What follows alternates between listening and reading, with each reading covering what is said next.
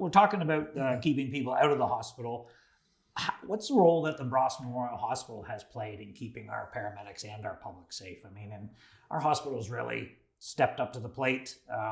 They've been a real lead, throughout this pandemic in a lot of different ways. And I know there's some partnerships been formed with our paramedics to assessment and such like that. So I wonder if you could just touch on that role of the hospital through this. Yeah, Ross has been amazing right from the start of this pandemic.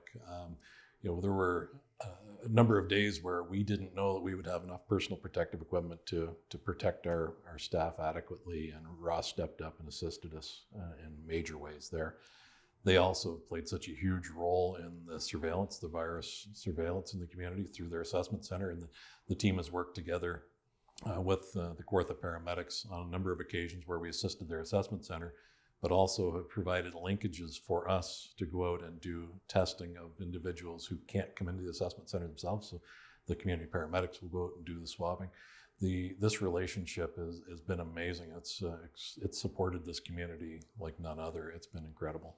So it's not just testing at the Ross Memorial Hospital. It's the option for mobile testing as well. If somebody, we have a big city, it's a very spread out area. If somebody can't get into the hospital or has mobility issues, there are other options for them to get assessed regarding COVID. Yeah. So there's through the assessment center, appointments can be made. So the information's available on the website. So there's a phone number they can call. They can try to make an appointment with the assessment center, but there are often times where it's not safe for an individual to come in for various reasons. Maybe they don't have transportation.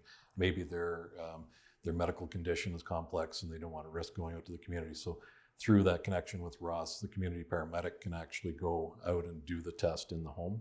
But the information has to come through the assessment center. The appointment has to be made through the assessment center first. So that role of our paramedics, I mean, I'm not been in the business as long as you have, obviously, but it really seems to have morphed from, obviously getting a call, hopping in an ambulance and getting somebody to the hospital if needed, to, becoming a bigger part. I don't want to say a bigger part of our community because they've always been a part of the community. But, we pick up the phone, we take it for granted somebody's going to come and help us. And we really seem to be transforming over to, we're going to try to get to you in some ways before you have to pick up the phone and call for help. So it really seems like a positive direction regarding healthcare and caring for seniors and others in our community. Yeah, absolutely.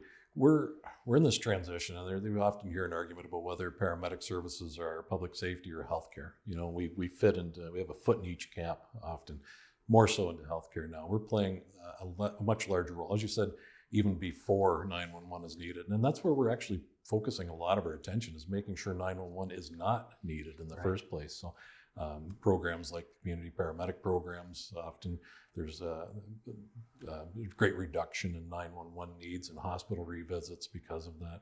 A lot of the public education, public safety messaging we're getting involved with. And then as paramedics, we've certainly transitioned from that, two guys, a stretcher and an ambulance day, to actually bringing a clinician into the home.